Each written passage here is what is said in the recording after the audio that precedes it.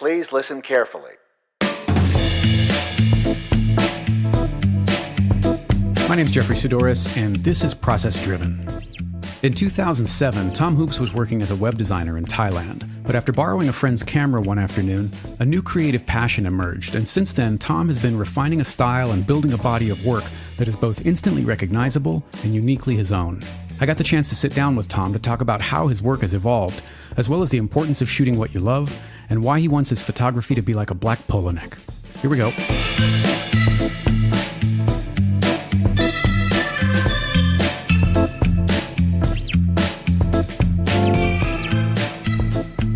I'd like to start at kind of the beginning of your photographic career, if you don't mind. I don't mind. Let's go back 6 years or so. Right. What were you doing before, and what inspired you to pick up a camera? Sort of a mistake, I suppose. I started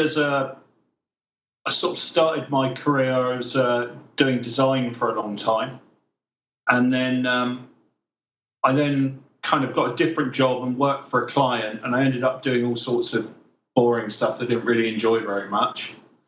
What type of design? Was it print or web? Web stuff. Mm-hmm. So I designed my website and things like that, so still do bits and bobs, so it's quite simple. I do bits and bobs for myself, that is. I picked up a camera because I didn't know what to do. I had nothing to do. And originally I thought, well, I'll pick up a camera and take pictures of people in the street and then maybe paint them. So that's how I got into it. Mm-hmm.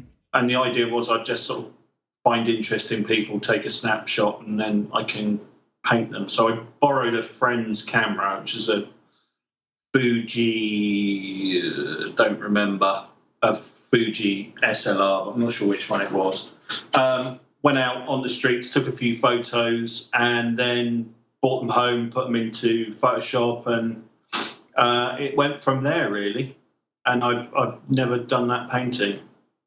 With the intent to paint them, were you trained in painting? No, did you give it a go? I mean, I've always sort of I can draw. I always used to be able to draw when I was younger, and I used to draw faces and with pencil and stuff. So I thought, I'll give it a go. So I'd always like to try painting, I never got around to it because photography sort of flew from there, really.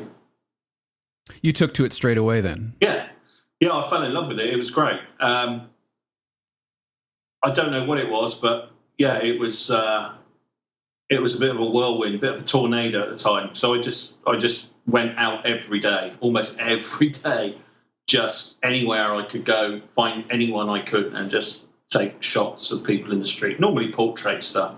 Did you have at that point the intent of being a professional photographer, or were you just so in love with this new process that you just kind of immersed yourself in it? It was never really a conscious decision to do this full time, and well, I guess there was, but 6 months later maybe. So it was 6 months. I was just so into it. I was just whatever, just take photos, and just fell in love with it completely. And were you showing your photos around at that point, or were these strictly for you? More for me, and then I started showing some people, and I showed some people. I had a little Flickr site at the time, put some stuff up on Flickr, and people kind of liked it, and I put more and more stuff up there, and I kind of felt like at the time then I was transitioning and getting to a point where I was thinking, you know what, this is it, and I think it's quite a moment when you kind of go, you know what, I think this is what I should be doing. I'm doing something you enjoy, but it not being the thing you should be doing. But when I got photography, I was like, this is what I should have been. Yeah. This is what I should have been doing years ago. But I came to photography kind of became much more satisfying than the design very quickly, it sounds like. Oh, yeah. Yeah. I mean, it's so instant as well. And I don't think I was ever the greatest designer. And for me, design is more you sort of really come up with something from scratch. With the camera, you find something, and then obviously you put your own interpretation on that subject. So that something is already ready-made. You just have to find it and capture it in your own way. Right. Did you gravitate to faces and people straight away before, architecture or street photography or anything like that? Was it faces from the beginning? Yeah, but street faces. So I guess street portraiture. So I would shoot just random people in the street, and definitely it would be more close-ups than sort of further away or environmental portraiture. So you were asking permission? I mean, you would walk up to strangers, ask, "May I shoot your portrait?" Yeah, normally. Yeah. But I mean, occasionally I would take pictures of people that wouldn't know as well. I mean, it just depends. And from there, I did some more sort of photojournalistic stuff as well. I played around with it. But I think I kind of knew quickly I was much more comfortable doing portrait stuff. Did black and white come from the beginning? Did you play with color? 'Cause it's funny now that you mention drawing. Your much of your black and white work has this sort of graphite quality to it in the way it's processed, and I wonder, is that intentional? Or did you just sort of happen upon a look that you like? Because I know you've said in the past that your style, if there is a style, is kind of hard to define. I think it changes, or I think it has changed. Certainly in the sort of 6 years I've been shooting a lot. I think my style has changed a bit, and the black and white, the toning has changed a bit. I think to start with, my black and whites tended to be like very white and very black. And they're probably less so now. There's a little bit more of a tonal range, I suppose. I don't. Yeah, it's interesting. Even your color work is not. Your color work is not typical color. There's still a moodiness to it, and I was actually looking at. There are two photos at the end of your recent work shot in the same hotel room or bedroom, wherever it is. Is it a hotel, the two with the girl? Yeah, it's a hotel room. Yeah. Okay. So same room, but very different color grading. Yeah. And very different feel overall from the two images. And I find that interesting that you would put them together like that. Yeah.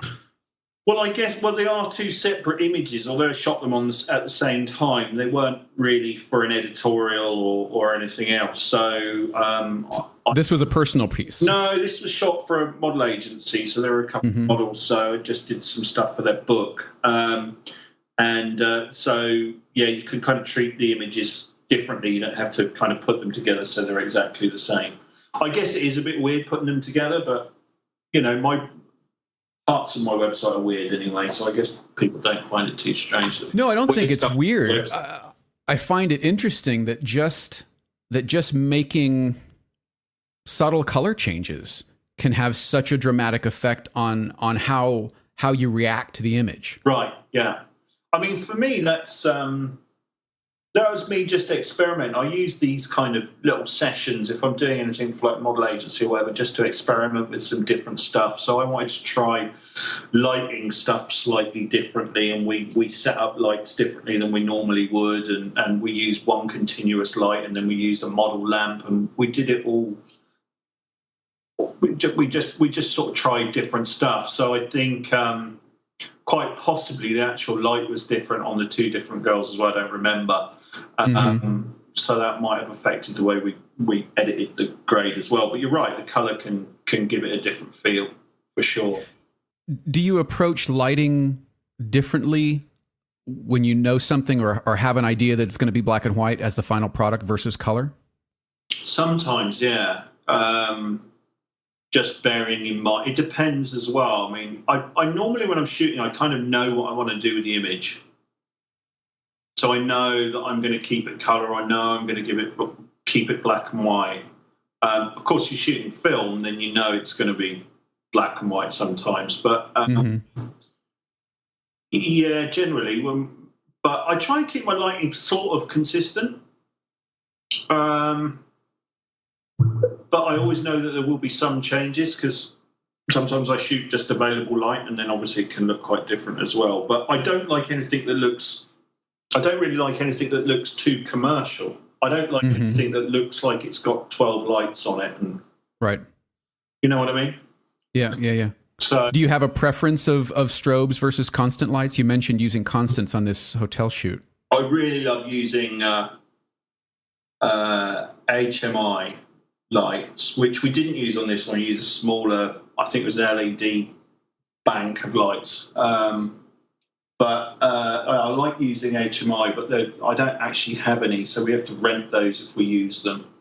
They're super expensive, but they're really nice. They're really nice, and it's almost like having the sun in your hands. You know, it just produces a really beautiful light. Highly recommend it. You should give it a go. Try it, Jeffrey. Get out there. Go rent yourself some HMI lights. Go rent yourself 2 giant HMI lights. And I'll be sitting there on an empty set wondering what to do with them. Just go and grab a random person from the street and shoot them. Yeah. That's what I do sometimes. It's great. Try it. Well, you live in a very interesting place. Yeah. Yeah, I do. It is an interesting place. I mean, I'm kind of lucky to be where I am. It's good. It has its pitfalls. The light isn't particularly nice, I don't think. Really? Yeah, no, I don't think so. Favorite light for me, I think, is LA, California. Stunning. Heard of it? Yeah, I thought you might have done. Just south of Vegas, it is. It's the light there is stunning. Like, just go out in the afternoon, no need for lights. It's brilliant. But here, Bangkok can be flat. Can be quite flat. It's like a big soft box sometimes. It can be quite flat, the light. It's not as nice as people think it might be. There's a cinematic quality to your work, and we kind of talked a little bit about it offline. That's not, you said it's not really derived from cinema per se, but it is a very cinematic quality. These characters and the way that they're captured, the way that you photograph people is at least indirectly inspired, or it seems to be indirectly inspired by film.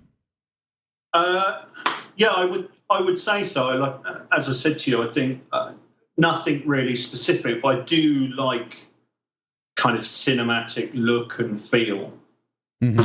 So I do try and push it in that direction. It's something I want to sort of push even further. I still feel like, the way I light stuff is not all that cinematic. Maybe I think I can improve on that.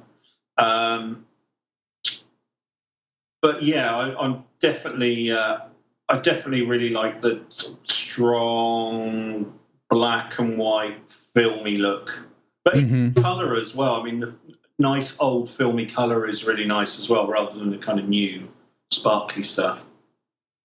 Yeah, it's nice to see things go to black. It's nice to see figures sort of peering out of shadow. Right.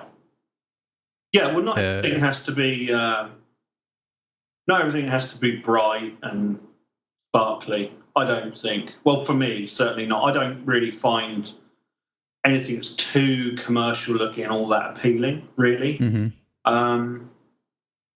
Although it has its place, I suppose. But yeah, for me personally, I prefer it to look a little bit raw, maybe.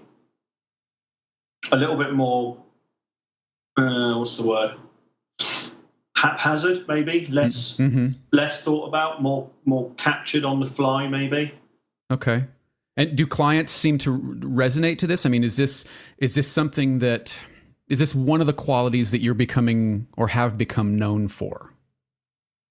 I don't know. I'm not. I think generally, well, from talking to people, I think I'm known for sort of strong portraits, I suppose. Whether clients are really like that, probably not. I think most clients tend to tend to like stuff that looks a little bit cleaner.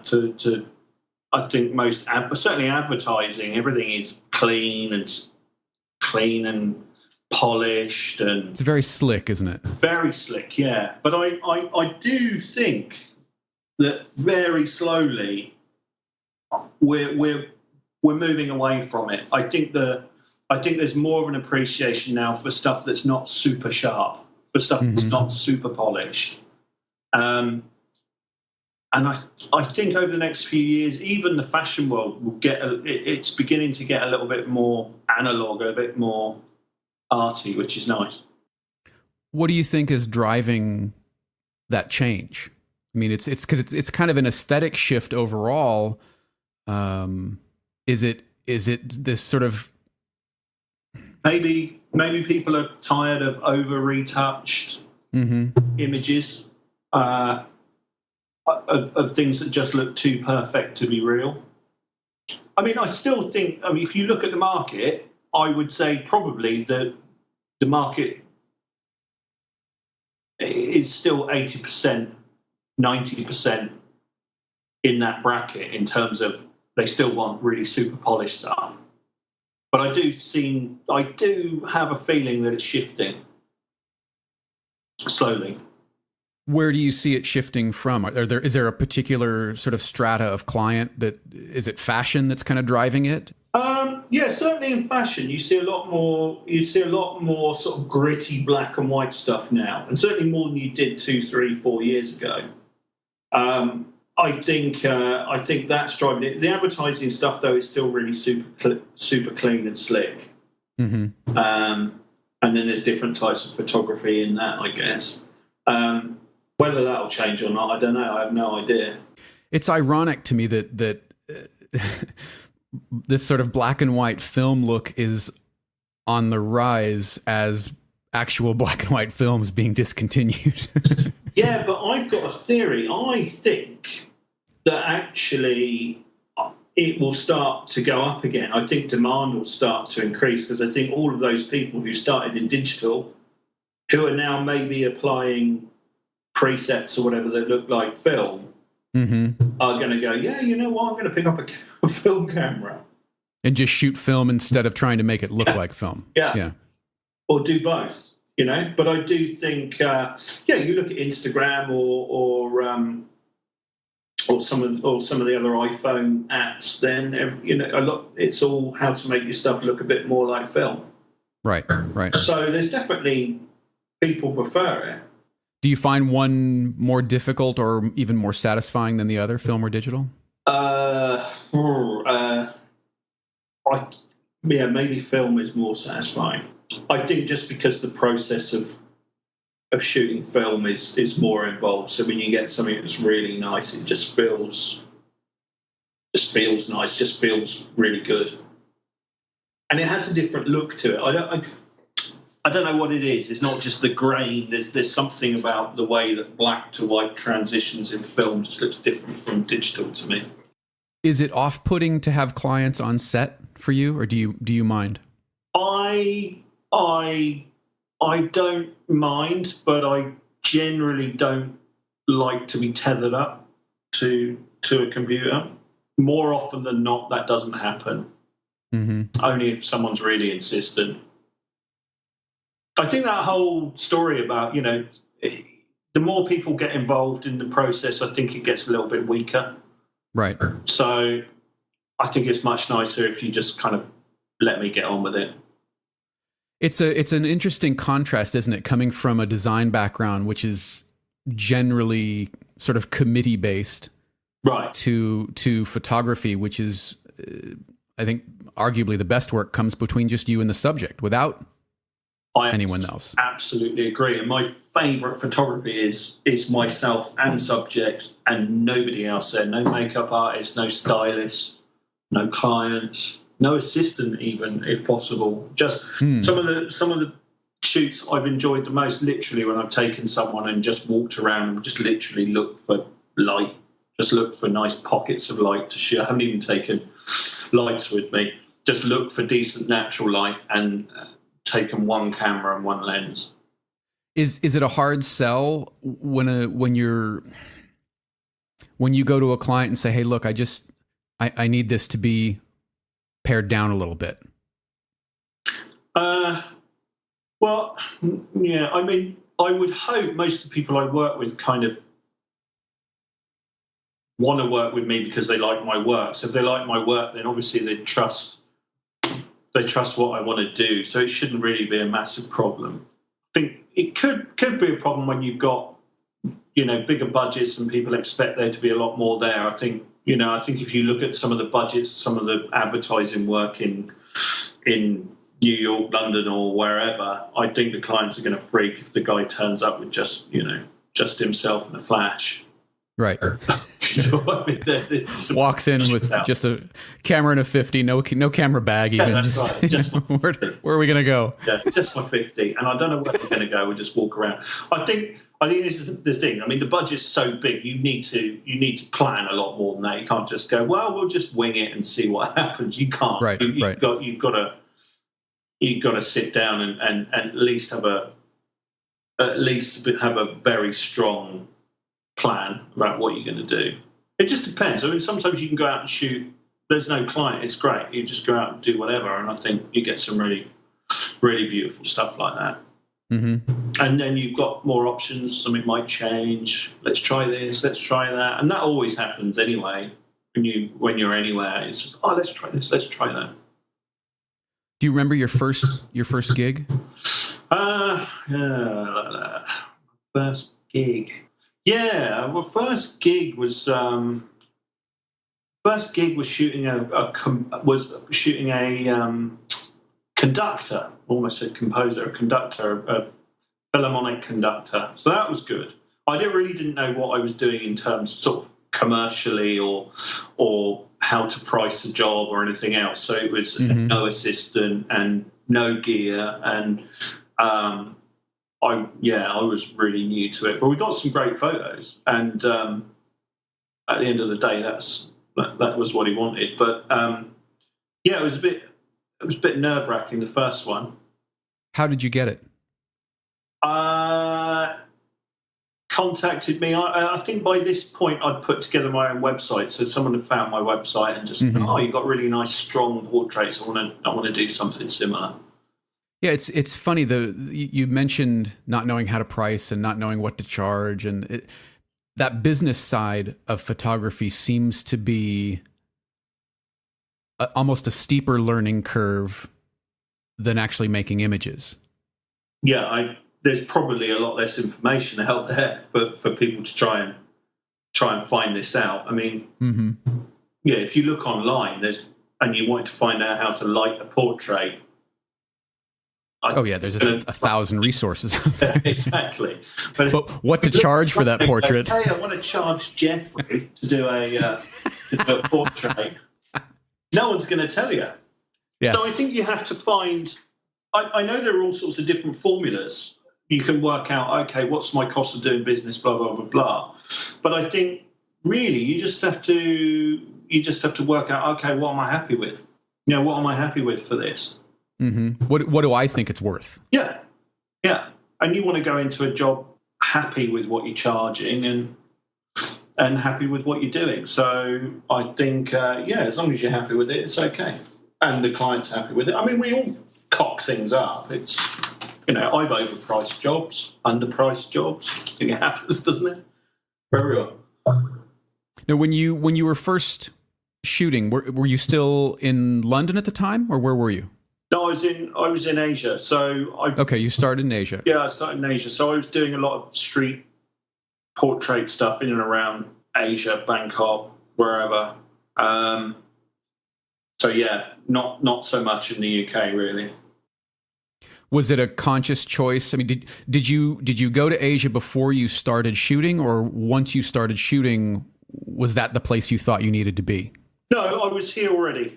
So I was in Asia already, I just happened to be here when I first picked up a camera. So, and it's a great backdrop. So I was kind of lucky, really. I suppose it is a great place to shoot, especially if you want to do street photography. You've talked a little bit about the markets when we were talking last week. the UK versus Bangkok or Asia in general are different. Do you think being in that market helped you get noticed more so than being in the UK would have, or do you think it didn't matter? I don't think it matters really. I mean, I think I've been noticed because of my online presence. You can see my stuff here, there, and everywhere, I guess. Right. So I think that helped a lot. I mean, interestingly enough, I think if you try and Google photographer in Asia, you won't find me anywhere. So that kind of thing I'm not very good at. But in terms of being here and it helping me, no, not really. I guess in a way, some of my subjects would be more unusual because they're not walking around the East End of London, maybe. So right. If you're in America or the UK, you're seeing a bunch of Asian faces predominantly. Certainly my early stuff, mainly Asian faces. So that might have made it stand out a little bit. And of course, there was some interesting stuff. I shot some stuff at some festivals and things like that. So it's kind of unusual settings as well. Mm-hmm. So people might take notice of that. Well, and the way you shoot faces is unique in and of itself. I mean, you're not looking for an obvious, or you don't seem to be looking for an obvious feature. You're looking for maybe those features that go unnoticed most of the time. Is that fair? Yeah, I think so. I've never studied or never learned photography through either a course or an apprenticeship or anything else. So I've probably just gone into it completely blind and kind of worked out how to do things on my own. So develop ways of doing portraiture which may well be incorrect but work well for me. Right. And has the design background helped? I mean, a lot of your portraits are very graphic in nature, right? I think so. And also I think in terms of composing an image or composition in general, I think you learn a lot of that through design. And mm-hmm. that obviously will then sort of go into your photography as well, one would hope.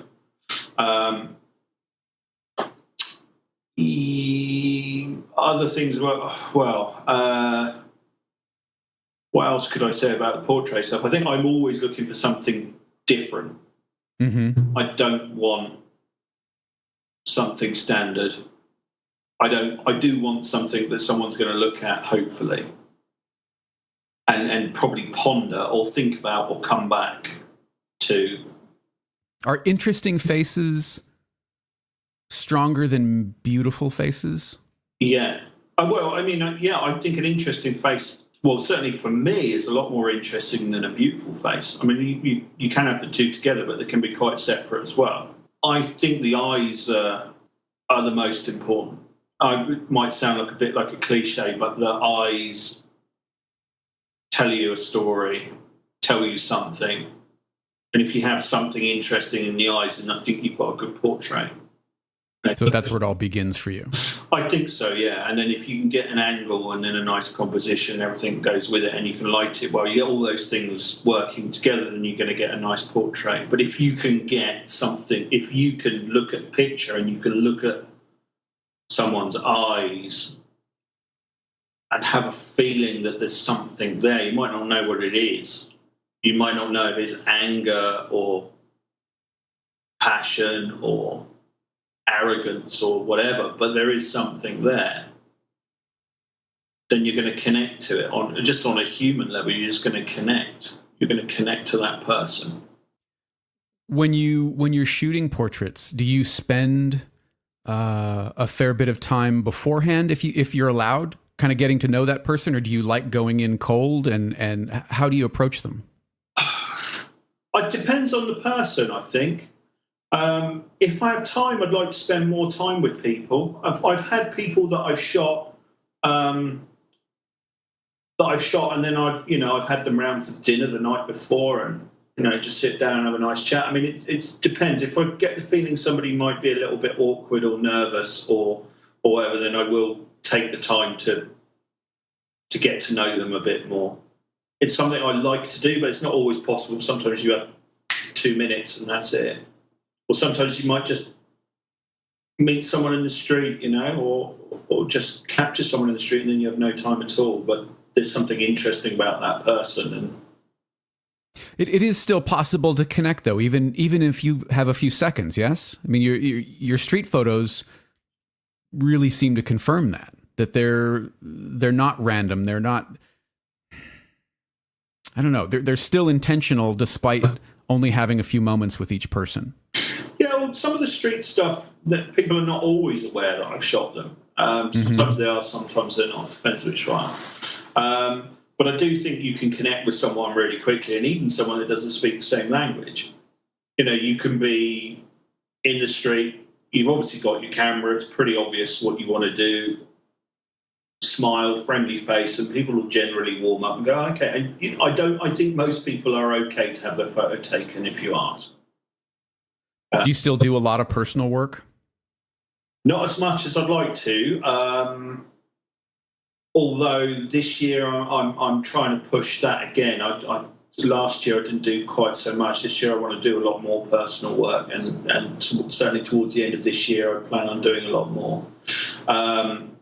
I think it's important to do personal work, because if you're just doing commercial work or whatever, it can get a bit stale, I suppose. So it's good to keep pushing personal stuff as well.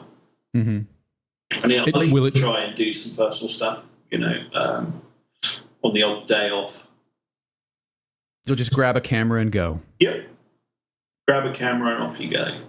There's a tonal difference between some of your early work and some of the recent work that's up on your site. A lot of things in the recent area are against white or lighter backgrounds versus the darker backgrounds of some of your early work. Is that conscious? I think it's just more to do with the fact that a lot of my sort of personal stuff tends to be a lot darker. A lot of the commercial stuff tends to be a bit brighter, just because clients don't want all really dark stuff.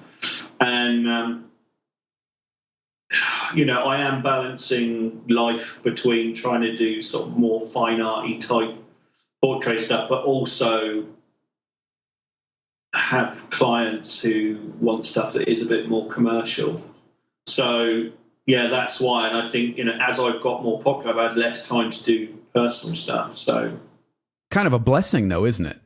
Well, God, yeah, I can't complain. Yeah. No, it's fantastic. But I think the key is to really get to that point where you just earn shitloads of money from your personal stuff. That'd be brilliant. You've got no clients, that'd be great. Yeah. But you have to earn a living, so I do try and keep my stuff true to what it is. But I did go through a period, I think, where I tried to make my work more commercial. But now, how so? Well, just polish my work a bit more. Just have it a little bit more polished, a bit less dark and threatening, maybe. But now I'm thinking, you know what? No, I just want to you just got to do your own thing. So I'm always conscious about what I'm putting out there. When you're trying to be polished, as you said, were you less happy with the work? Yeah. Even if clients were happy with it, did you find it less satisfying? Yes. And not just that, I think, as I'm trying to learn new techniques and learn new ways to light things. So there's going to be some trial and error in there as well. Mm-hmm. Do you know what I mean? So you kind of get it not quite the way you want it, because you're trying new techniques, or you're trying to light it differently or whatever. I mean, that seems to be that sort of drama and intensity is core to your work. Yeah. Or it seems to be. Yeah, I mean, I have this theory, well, not a theory really, but, I guess it is a theory, but I think you should shoot what you want to put on your wall. So, okay. that's what I would want on my wall. I want dramatic, dark, powerful photos. Mm-hmm. That's what I'd like on my wall. So that's what I want to shoot.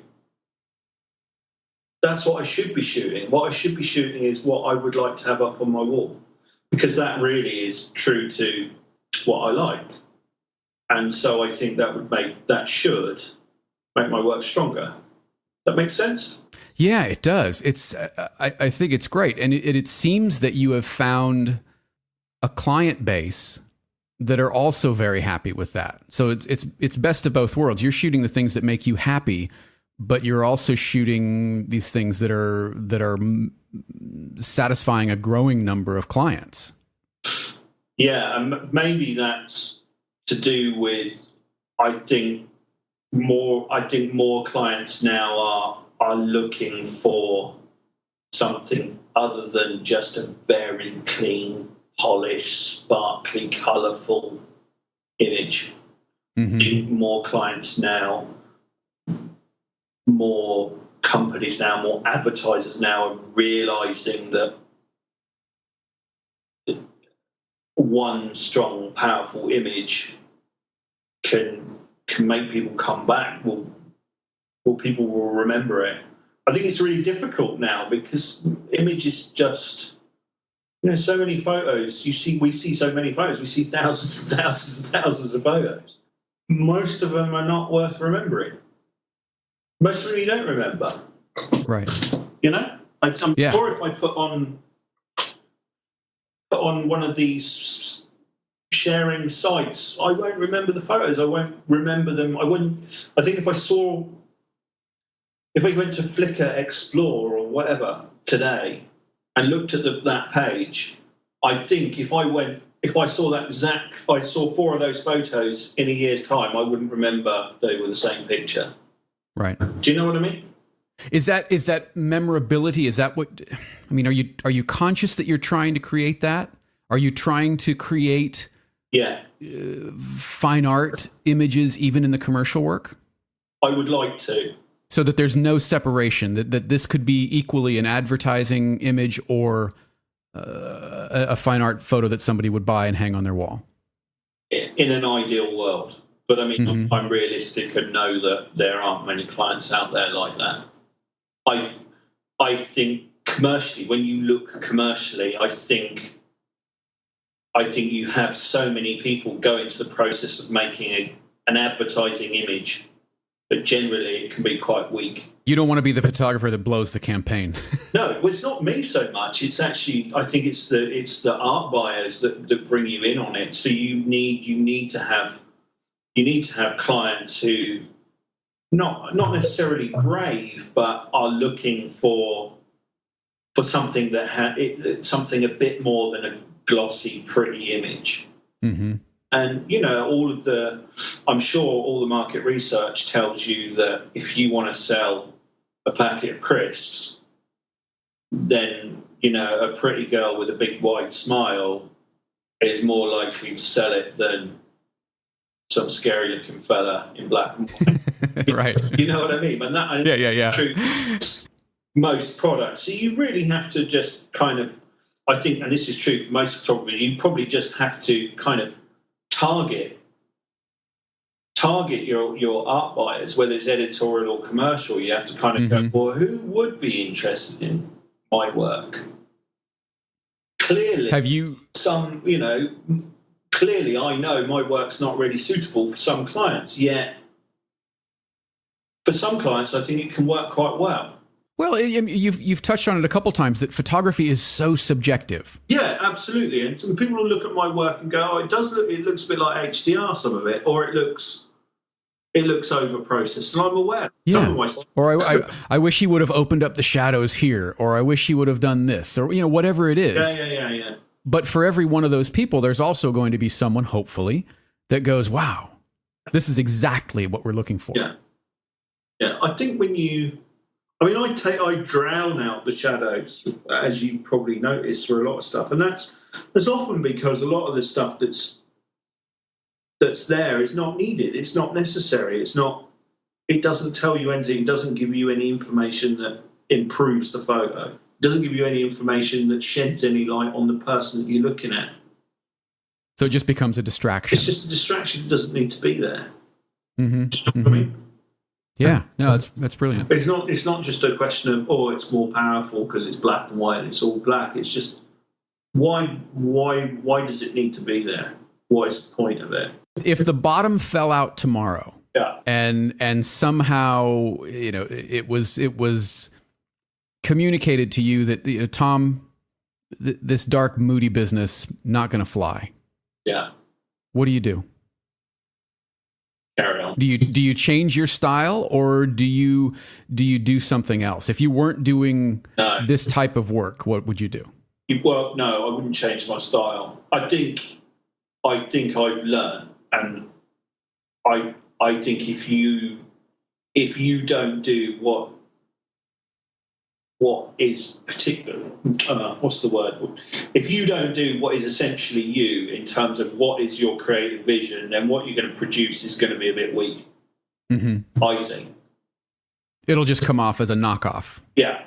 And I'm firmly of the opinion that I think you've got to do your own thing, and then you just then need to find people who would like your work.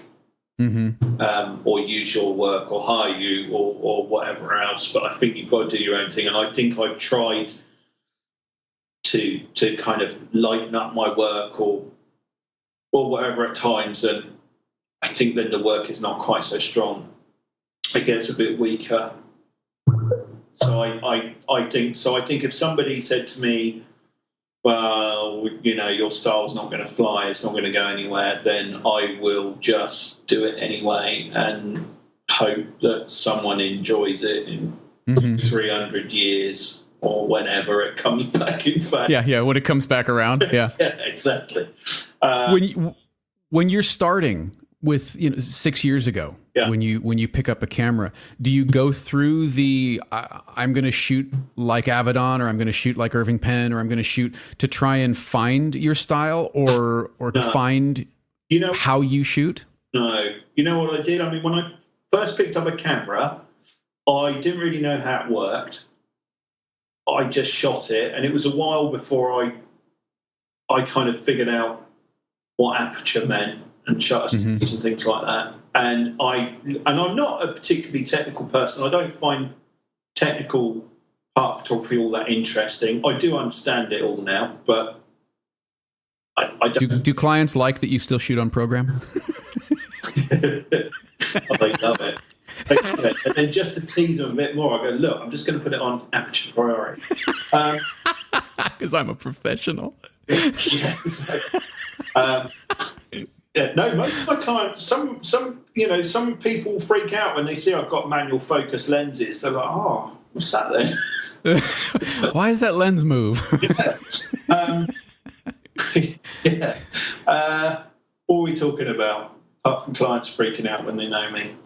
Technical, not really being that fascinated with the technical side of photography. Not really been into it that much. I think, and also I had no idea about photographers. I was not, when I first started, I didn't have a strong interest in photography. Mm-hmm. I just sort of fell into all of it by mistake. So I think when if you'd asked me when I picked up a camera, what do you think of Avedon? I would have been, who's that? I have no idea. Right. And so I don't know where my style came from.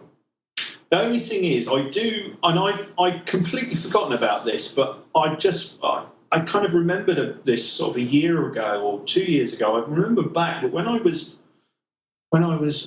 a young teenager, I remember my bedroom wall was literally covered in black and white portrait photos taken from various different sort of magazines and fashion magazines at the time, like Face and that sort of thing. And I'd completely forgotten about this until I was talking to some friends about, way back when we were teenagers. And I remembered it. And I was like, you know what? I think that's maybe deep down got something to do with why I like the portrait shots so much. I obviously liked it back then.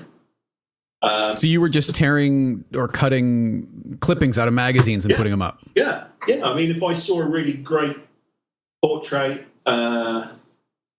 fashion, or just a normal portrait, I was tearing it out and sticking it up on the wall. So my wall was just covered with portraits. I wonder why then did you pursue design at that point rather than photography straight away? I don't know. I think maybe at the time I did have a camera, but not a particularly good one. I was just never really into photography. I was into, but you know, when you're a sort of 16-year-old guy in Dorset, and this is a few years ago, it's a completely different life, you know, in fashion photographers or portrait photographers in London. It doesn't seem like there's a connection between the two, if that makes sense. Mm-hmm. My life on the farm is so far removed from that you don't even think that might ever in the future be what you end up doing or possibilities. You don't even think about it. Would friends have been surprised, or were they surprised if they went like into your room and seeing all these things on the wall? No, I don't think so. It wasn't. I mean, I think most teenagers put stuff up on the wall, don't they? Posters and whatnot. Mm-hmm. It wasn't like a weird shrine or anything. You've got 600 Wham pictures up on your wall. Yeah, George Michael and Andrew Ridgeley. Yeah. No, I had them all. Modern Romance, Spandau Ballet.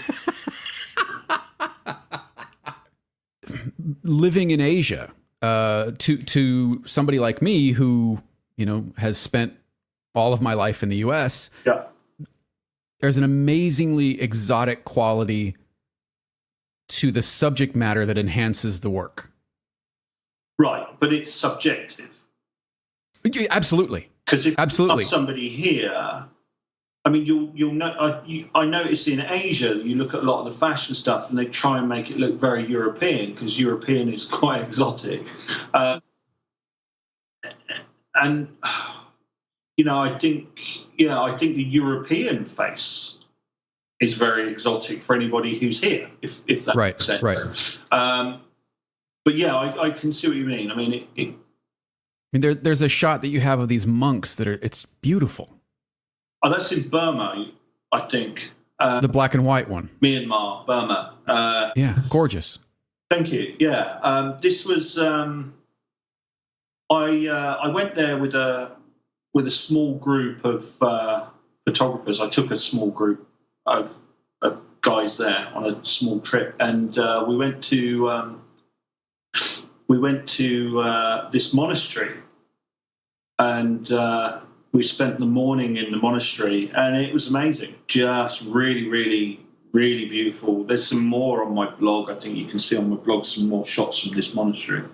But yeah, it was great. And the light was really nice. They were flooding out of a dark room into the sunlight, so you can see the light just kind of catches them across on one side. And there was also something above their heads on the left, so the light's sort of coming across from the right-hand side. So the light was a bit more interesting. Was there any apprehension to letting you photograph them at all? From some of them, yeah. Maybe not apprehension. It was more curiosity. Mm-hmm. I think the country has only just opened up, so there weren't too many people going in there and shooting until recently. No, it was okay. It was fine, and I think it was more curiosity than anything else. But these two in particular, you can see from the photo they've got no interest in me whatsoever. Yeah, who's this guy?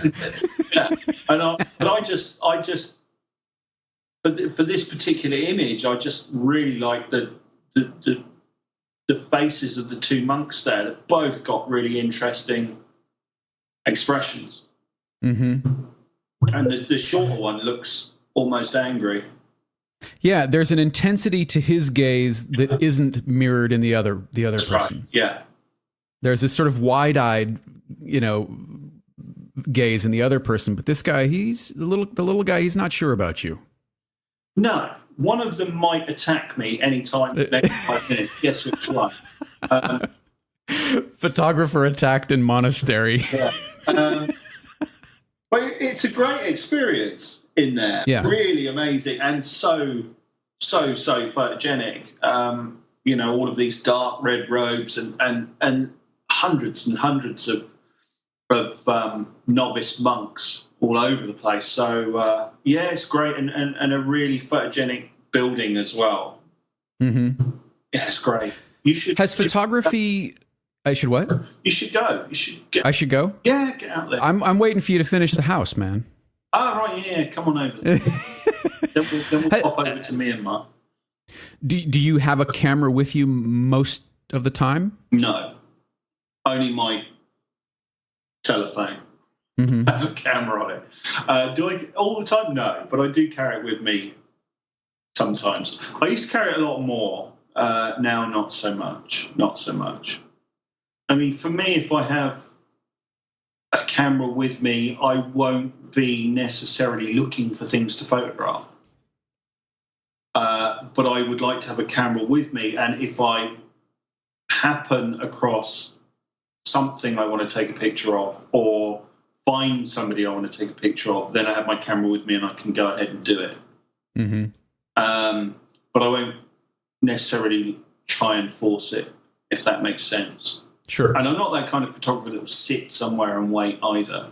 You have some photographers who go, right, that's my scene, and now I'm going to wait for the perfect moment. And right, wait for some action to take place, sure. Yeah, that's right. I'm not that kind of photographer either. I don't have the patience for it. So I'll wander around and come across someone and shoot them.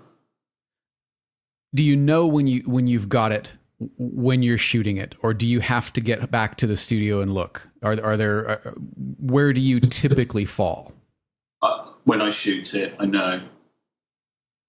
Generally, I know, and I will normally keep going until I've got it. Although most people who see me shoot know that I'm pretty quick. I do shoot quite quick in terms of like kind of know what I want, and I get it pretty quick and then move on. But if I haven't got it, I'll keep going. And keep going until we get 16 hours later. 48 hours. Yeah. Can you just smile again? Hang on. I mean, it sounds like it's always been that way since you started shooting, that there's this internal vision that you've had kind of since the beginning. Yes, I think so. But I think it has wavered as I've kind of tried to make my way and, in some ways make my work more commercial, more editorial, try and make it a bit more fashiony or whatever. So in that sense, it's kind of wavered, but the core of it is the same. And I think I'm now going back to just wanting to shoot, where possible, just really nice, good, strong stuff. Mm-hmm. If I don't know, I mean, if I really could, I would love to shoot images that, in 100 years' time or 200 years' time, people actually go back to it and go, oh, you know what, this guy was all right. Which sounds really poncy, I know, but I think if you don't aim high, you're not even going to come close. Sure. So I try and set some lofty goals for myself and see if we get, and then hopefully it'll push me to sort of try and do some better work, Have you reached any of those with is there anything in your portfolio now where you go, yep, that's my benchmark, I need to do more of that? Or are you still searching? I think I'm still searching. I do have some images that I think are okay and they stand up and I think will be long-termers, if you like. They're not too fashionable. They're not going to go out of fashion. I think some photography goes out of fashion. Sure. And then it's just gone. Anything that's a fad, I think your photography should be like a black polo neck. And what I mean by that is, Jeffrey, when you were 20 in 1954, you could have worn the black polo neck. Thanks for that. And you can wear a black polo neck now, and you should be able to wear a black polo neck in 20 years' time. Right. And no one's going to laugh at you in the street and go, what the hell are you wearing? Right. Or a black T-shirt, or a blue pair of jeans, these sort of things. Right. And is this the way you try and approach your work? Yeah, I want to make a bunch of black polo necks, a bunch of black T-shirts, but I want to make, I would like to make work that's going to stand up long term, so hopefully not too fashionable, if that makes sense. Although I'm sure some people will be listening to this and looking at my work and going, what the fuck is he talking about? Keep trying, Hoops. Yeah, it's difficult, isn't it? Because you never know, like, sometimes I look at my work and go, I've overdone it, or, it's too much, or... So it's a tricky one. It's a tricky one. I think I'm probably my own worst critic on my work. You've got a book of one image to present. Can you choose one image that describes you or defines you as a photographer that you've shot? One photo. One photograph. Defines me. You know what? I think one photo I really, really, really love, and it's not even that good maybe, is if you go on the personal bit on my website and you scroll along and you see like a kid's face, she's got Down syndrome. Really fills the frame. Yeah. I like that. I don't know. Maybe that. And I know a lot of people don't like it or even think it's very good or even very interesting, but... It's powerful. Yeah. So maybe that one. Maybe that one. But I'm not 100% sure. I don't know. But maybe that one. Yeah, you've mentioned though a few times now where there's a core to your work. There's sort of a baseline that you will stray from. You'll experiment away from, but you do come back to center because center works. This sort of baseline that you've either had from the beginning or that has evolved over the past 6 years that's your strength. Yeah. And yes, you'll push in one direction or another, but in the end, it seems that you've got a very strong belief in your aesthetic, and that's what you're keeping alive. That's what you're refining. That's what you're honing, if you will. Yeah. Oh, well, I'm trying to. Yeah. I'm trying to. Whether it's working or not, I don't know. But I do like to experiment as well. But I'm it's kind of like I want to experiment, but I don't want to go and do... I don't want to experiment to the point where it doesn't look like my work. I think I want to put 10 of my pictures online in front of someone like you who's seen my work before, and you go, I know that guy's work. Yeah. Even though you might not have seen those pictures, you'll go, I bet that's Tom's. If that makes sense. Yeah, absolutely. Same way that I'm pretty sure if I showed you 10 pictures from Avedon or Penn or whatever, you'd recognise it as their work, even if you hadn't seen those particular photos before. So I think if you experiment, it's quite difficult to rein yourself in, even though you might have a style. But if you experiment, you're always pushing your style into maybe another realm. So it's a bit tricky. It's a bit of a dodgy area to get into. But you've got to experiment to keep your work pushing forward. Do you think there's too many photographers try and consciously create a style instead of letting a style emerge from the way they shoot or emerge from their body of work? Yeah. I mean, it's got to be just about you, hasn't it? You just got to follow your your passion. That's why I said try and shoot what you want on your wall, and don't try and shoot what other people are shooting, or don't try and do something in that style. Sometimes I've seen, people have gone, I'm trying to shoot this in my style or another photographer's style, and I'm like, it's okay. It's okay to try that, to see what techniques produce that kind of work, but that's not really what you want in your portfolio. Right. If that makes sense. Yeah. I mean, you end up shooting through somebody else's lens. Yeah, which doesn't make sense. And at the end of the day, if you're true to your own thing, it's only going to be you. And photography is infinite. You and I can shoot the same bottle of Coke, but we'll never get the same photo. Right. Even if we light it the same, we'll never get the same photo because we'll have a different angle, different length. Well, so it is infinite. But I think there are photographers who do trip up a bit, and I think there are photographers who flip from one style to the next, and that doesn't help. What do you mean? Well, looking for some sort of commercial viability, or why do you think that is? Sometimes that, and sometimes they just go, maybe they look online, or they look in magazines, and they go, oh, that's nice. And then they try and do that, and then they go, oh, that's nice, and then they try and do that, and then,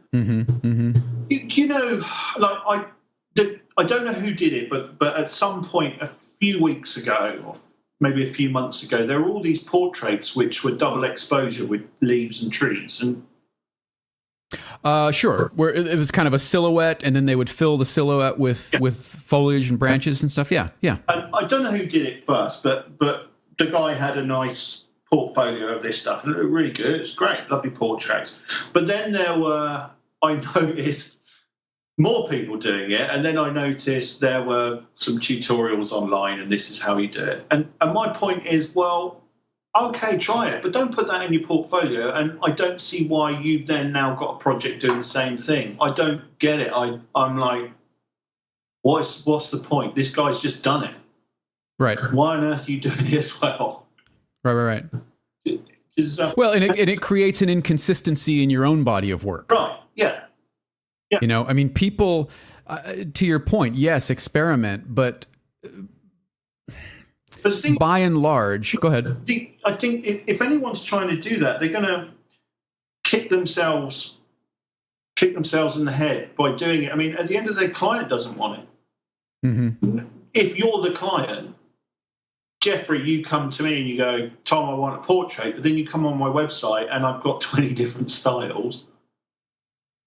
That's not what you want. You're going to go to a person who's got a fairly strong vision of what they want, and you look at their work and you go, right, that's what I'll end up with.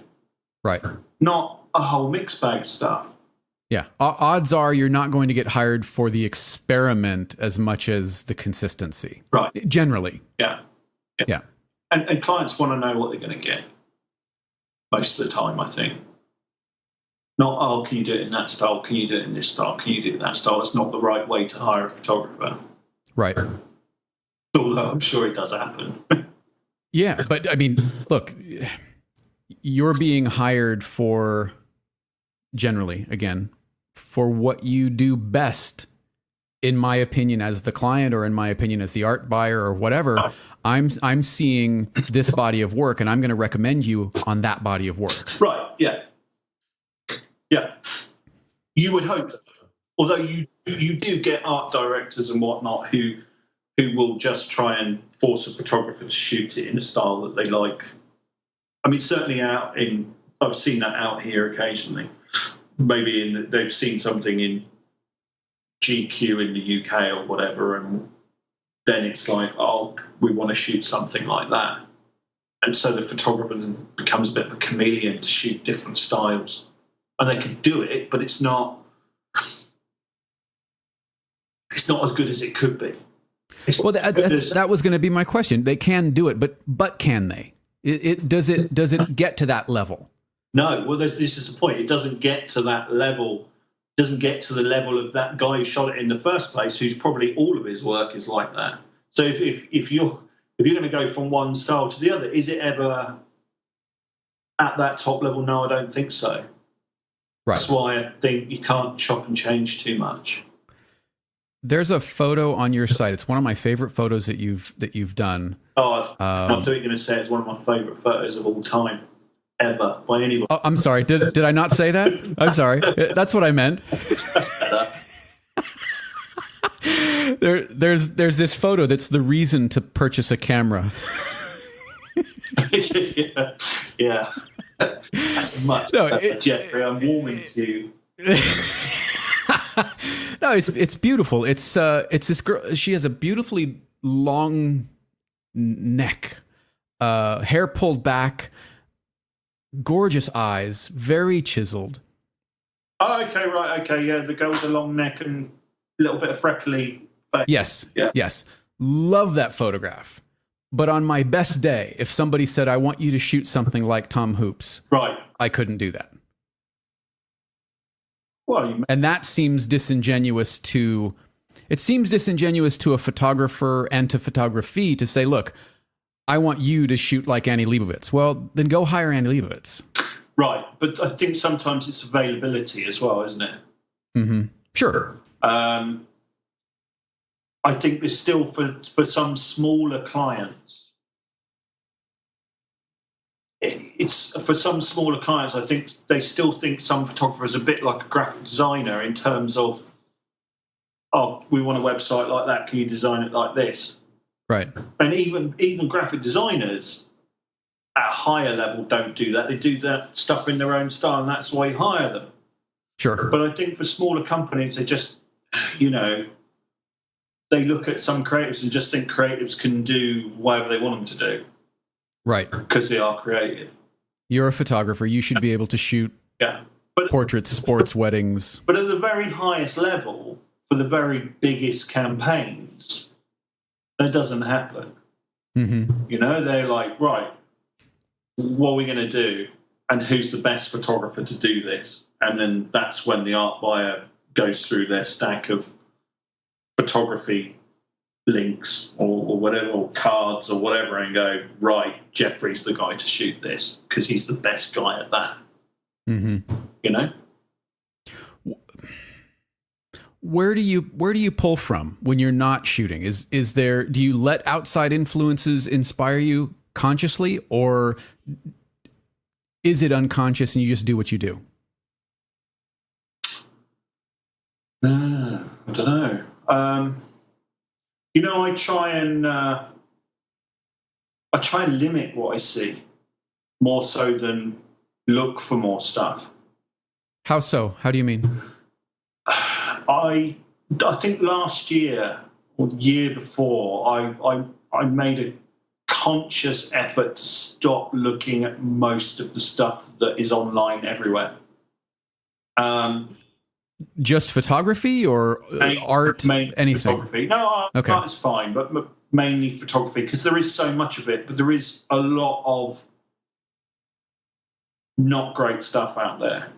Mm-hmm. And I don't think it's healthy to be bombarded by weak photography. So rather than sort of letting that into your filter, you just eliminate it altogether. I try to. It's impossible. Yeah, as much as possible. It's impossible to get rid of it. But yeah. And I do try and filter that out if I can. Has it helped? I don't know. I think so, yeah. And I have I have books here and things like that. So if I'm ever feeling a little bit sad for myself, then I might stick my head into a Helmut Newton book or whatever and just sit there for half an hour and have a look and go, oh, that's lovely. And, just reinvigorate with the world of photography again. I think there is just so much online. Whenever you're online, you just see, just the same stuff. Right. Yeah, you're just inundated with it. Yeah, and I don't think it's healthy. And I think it is good to have a place where you can go, and there is just really inspiring, beautiful photography, and then you can look at that instead. It shouldn't be your own stuff, but great photography out there, and it can either inspire you or just not necessarily inspire you creatively to go and do something similar. We just talked about it. You don't want that, but what you do want is surround yourself with just really well done stuff. Mm-hmm, mm-hmm. I think whatever it may be. Sure. Yeah, I mean, you know, you put a mediocre footballer in a great team, he's going to play better football. You put him in a shit team, and they'll start playing shitty football. Right. Like I said to you, it wasn't until I was 30-something that I picked up a camera. I kind of wish I'd picked it up when I was 20, but then I might not have been the same kind of photographer. I don't know. Mm-hmm. But I'm sure it would have been fun being like fashion and portrait photographer in London when I was 20. I think I would have had a ball. Yeah.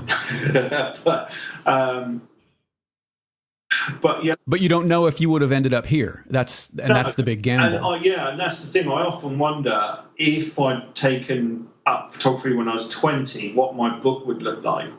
Would it be similar? Would it be different? Would it be full of different kind of images? Would I have been really successful being a 25-year-old fashion photographer in London, earning loads of money, being super happy, and would it have changed the kind of work that I do? I don't know. Or would it have gone the other way? You didn't get the work, you didn't get the clients, you became incredibly frustrated, and you gave it up. Good point. And then where would you be? Yeah, really fucking pissed off somewhere. You wouldn't be talking to me. Well, you might. You go, we're talking to Tom Hoops. He's an accountant from Thingy. That's right. He used to do a bit of photography years ago. No. Didn't have what it takes, turns out. Yeah. Yeah, exactly. And I'm not bitter at all. Happy in his 9 to 5. Yeah, no, I like my job. It's great. Love sandwiches with the crust cut off. Oh God, yeah. Cup of tea, sandwich. Go home at 9 o'clock. Fantastic. See the boy. Yeah. Go home. Yeah. Then go back to work. I've got a brown Cortina. Yeah. That's right. Stay tuned. It's going to be a fascinating talk. Yeah. I think it's amazing when you find something and you're passionate about it and it works and people appreciate what you do. Has photography made you a better person? Oh, good God. I don't know. I really don't know. It's made me a different person, I think. How so? Well, I think it's just very different, you know. I mean, doing what we're doing now. If it hadn't been for photography, we wouldn't be talking. Right. And I wouldn't be talking to plenty of other people, and no one would know who I am. And I mean, obviously, a lot of people don't know who I am now, but I mean, just, yeah, it's changed. I don't know if it's made me better. I think it's made me more observant, and I think it's made me very keenly observant about people. But then I think maybe that was something I had before. Really, really pick up on people's emotions really quickly. And that's going to just about do it for a terrific conversation with Tom Hoops. I'd like to thank Tom for taking the time to sit down with me. If you'd like to see Tom's work, head over to his website, tomhoops.com. You can also follow him on Instagram and Twitter, @TomHoops on both of those. I can be found on Twitter, @JeffreySidoris. And if you enjoyed the conversation, please consider subscribing to Process Driven on iTunes or by searching for it in your favorite podcast app. There are lots more great conversations in the works, and I hope you'll come back for them. Thanks for listening.